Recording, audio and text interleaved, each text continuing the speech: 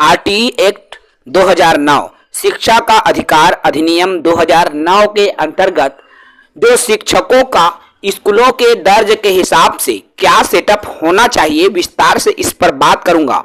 आज इस वीडियो में शिक्षा का अधिकार अधिनियम 2009 को विस्तार से चर्चा करेंगे, लेकिन हम उस बिंदु पर विशेष ध्यान देंगे जो कि हम जानना चाहते हैं, आखिर स्कूलों में जो सेटअप कैसा होना चाहिए। तो आइए इस पर जाने। साथ ही नए हैं हमारे YouTube चैनल को सब्सक्राइब कर लेंगे।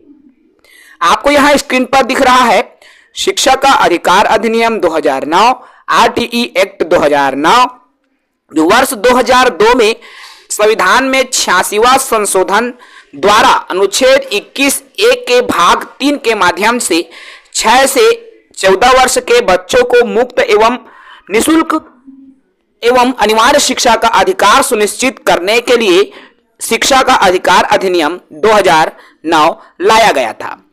चूंकि यह 2009 इसलिए कहा जाता है क्योंकि इसकी नींव 2009 में रखी गई थी, जो कि 1 अप्रैल 2010 से पूरे देश में लागू हो गया था।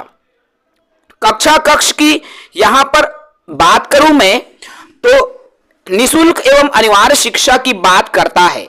आप जान रहे हैं 25% जो प्राइवेट स्कूल है ना, तो प्राइवेट स्कूल में 25% सीट गरीब बच्चों के लिए होता है। इसी को आप सुने होंगे आरटीई के तहत एडमिशन हुआ है बोलते हैं, है ना भाई। तो यही आरटीई के तहत एडमिशन हुआ रहता है, शिक्षा के अधिकार अधिनियम के तहत एडमिशन हुआ रहता है। 25% सीट गरीब वर्ग के बच्चों के लिए होता है। ठीक है, अब हम उस बिंदु की तरफ चलते हैं, लेकिन इसके पहले एक और बिंदु शिक्षक के कर्तव्य को भी देख लीजिए।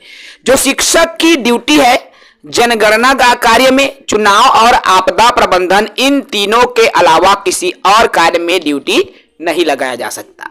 जैसे जनगणना होती है हमारे देश में, जैसे अभी आर्थिक सर्वेक्षण हुआ था तो शिक्षकों की ड्यूटी लगा दी गई थी। इसके पहले जब चुनाव होती है ना, चुनाव में भी शिक्षकों की ड्यूटी लगाई जाती है। साथ ही साथ आपदा प्रबंधन के लिए भी, जैसे अभी कोरोना काल चल रहा था, कोरोना काल में जब क्वारंटाइन होना पड़ता था बाहर से आए हुए मजदूरों को स्कूलों में, तो भी वहां पर क्या किया गया, शिक्षकों की ड्यूटी लगाई गई। तो इन 3 कार्यों के लिए शिक्षकों की ड्यूटी लगाई जा सकती है।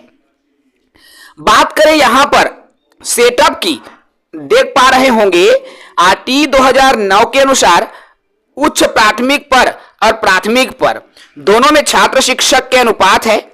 देखिए प्राथमिक कक्षाओं में जो छात्र शिक्षक का अनुपात है 30:1 होना चाहिए, अर्थात 30 बच्चों में एक शिक्षक की उपस्थिति अनिवार्य है। और जहां पर 60 बच्चे हो गए वहां पर 2 शिक्षक और 1 एचएम होना आवश्यक है।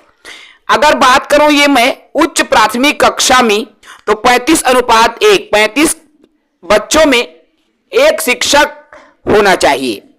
पहली से 8वीं तक यदि बच्चे, देखिए दिए गए सदस्यों की संख्या 200 अधिक है, 200 से अधिक है बच्चों की संख्या, तो विद्यार्थी और शिक्षक का अनुपात मैक्सिमम 40 होगा। ठीक है, जहां पर 150 से अधिक बच्चे हैं वहां पर 5 शिक्षक और 1 प्रधान पाठक होगा, यह भी अनिवार्य है।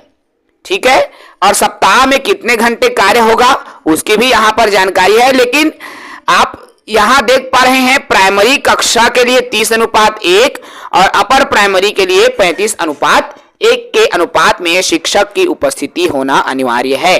60 बच्चों में 2 सहायक शिक्षक प्राइमरी के लिए और 1 एचएम हो, यह भी अनिवार्यता है, जो कि आप जो है सेटअप 2008 को जा करके देख सकते हैं। उसमें स्पष्ट तौर पर इसका उल्लेख किया गया है।